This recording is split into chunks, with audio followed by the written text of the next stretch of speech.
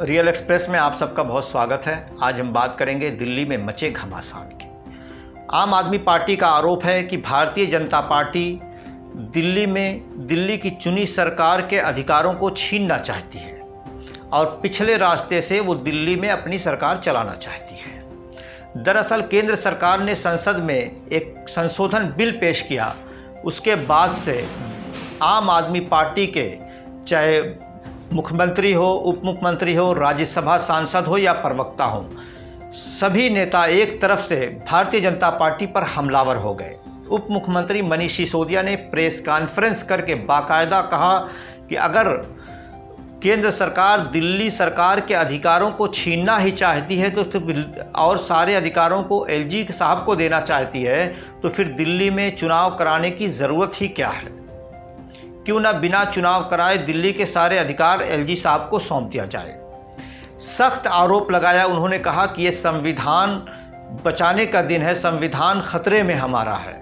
वहीं संसद भवन परिसर में आम आदमी पार्टी के सांसदों ने, राज्यसभा सांसदों ने इस बिल के खिलाफ विरोध प्रदर्शन भी किया।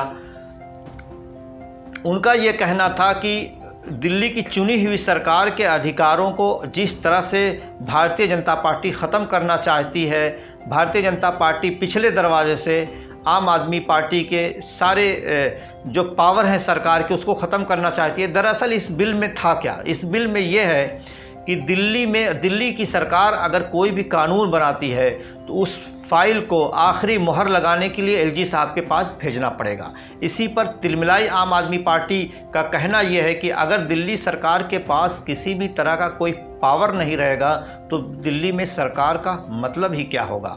एक तरह से बात में सच्चाई भी है और दम भी है। लेकिन दूसरा प्रश्न मेरा ये है कि जब से अरविंद केजरीवाल दिल्ली के मुख्यमंत्री बने हैं, किसी ना किसी बहाने उनकी कभी एलजी साहब से तो कभी केंद्र सरकार से लड़ाई होती रहती है। दोनों पार्टियां एक दूसरे पर हमलावर होती हैं और आमने सामने हो जाती हैं।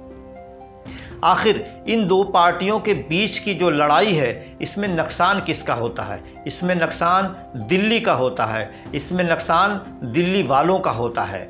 आखिर कब ये दोनों पार्टियां पार्टी हित को छोड़कर दिल्ली हित की बात करेंगी? सबसे बड़ा प्रश्न यह है, केंद्र में किसकी सरकार है, दिल्ली में किसकी सरकार है? दिल्ली के एक आम नागरिक को इससे कुछ लेना देना नहीं है। दिल्ली के नागरिक को बिजली, पानी, शिक्षा, स्वास्थ्य और अच्छी सड़कें चाहिए, फैसिलिटीज़ चाहिए, नौकरी चाहिए, महंगाई से छुटकारा चाहिए, पेट्रोल और डीजल के सही दाम होने चाहिए। दिल्ली का नागरिक, दिल्ली का रहने वाला यही चाहता है और देश का हर नागरिक ये चाहता है कि हमारी सरकार जो हो वो देश हित में काम करे, वो प्रदेश के विकास के लिए काम करे। लेकिन जब प्रदेश की सरकार और केंद्र की सरकार आपस में लड़ने लगती हैं तो उसके बीच जो पिसती है वो सिर्फ जनता पिसती है।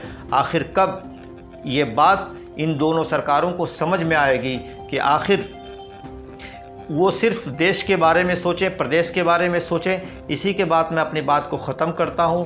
कल फिर मिलूँगा किसी और नए मुद्दे के साथ। आप बने रहें रियल एक्सप्रेस के साथ। धन्यवाद। आज सेंट्रल गवर्नमेंट पार्लियामेंट में एक बहुत ही अलोकतांत्रिक और असंवैधानिक बिल दिल्ली के संबंध में लेके आई है। केंद्र सरकार दिल्ली सरकार को चलाने का जो GNCTD एक्ट है, government of national capital territory Delhi act, इसमें बदलाव करने के लिए एक अमेंडमेंट बिल लेके आई है। ये जो अमेंडमेंट लेके आ रही है केंद्र सरकार, भारतीय जनता पार्टी की सरकार, ये जैसा मैंने कहा कि संविधान के खिलाफ है और साथ साथ लोकतंत्र के खिलाफ है। और इस बिल में लिखा हुआ है कि दिल्ली सरकार, मतलब इस बिल के लागू होने के बाद दिल्ली सरकार का मतलब होगा लेफ्टिनेंट गवर्नर। दिल्ली में चुनी हुई सरकार का मतलब अब कुछ नहीं रह जाएगा। दिल्ली में सरकार का केवल एक मतलब होगा, लेफ्टिनेंट गवर्नर। ये बहुत ही खतरनाक अमेंडमेंट है, लोकतांत्रिक हिसाब से देखें और संविधान के हिसाब से देखें, दोनों तरफ से। और दूसरा इसमें लिखा हुआ है कि जो चुनी हुई सरकार है, मंत्रिमंडल है, वो जो भी फैसले लेगा उसकी फाइल अब एलजी के पास भेजनी पड़ेगी, हर एक फाइल। तो इसका मतलब ये है कि चुनी हुई सरकार का कोई मतलब नहीं रह गया, चुनाव कराने का कोई मतलब नहीं रह गया, मुख्यमंत्री मंत्री का कोई मतलब नहीं रह गया, सरकार केवल एलजी साहब होंगे। तो ये एक बहुत ही तानाशाही भरा अमेंडमेंट है। और दूसरा, जैसा मैंने कहा, हर एक फाइल एलजी के पास भेजनी पड़ेगी। ये भी अपने आप में एक बहुत तानाशाही भरा है कि फिर सरकार चुनने का मतलब क्या रह गया, फिर चुनाव क्यों करवाते हो। फिर डेमोक्रेसी का दिखावा क्यों करते हो? अगर चुनी हुई सरकार, चुने हुए मंत्रियों, चुने हुए मुख्यमंत्री के पास में कोई डिसीजन लेने की पावर ही नहीं है, और अगर सरकार का मतलब हो गया लेफ्टिनेंट गवर्नर, तो फिर ये मंत्री मुख्यमंत्री बनाते क्यों हो? ये विधानसभा बनाते क्यों? चुनाव कराते क्यों हो?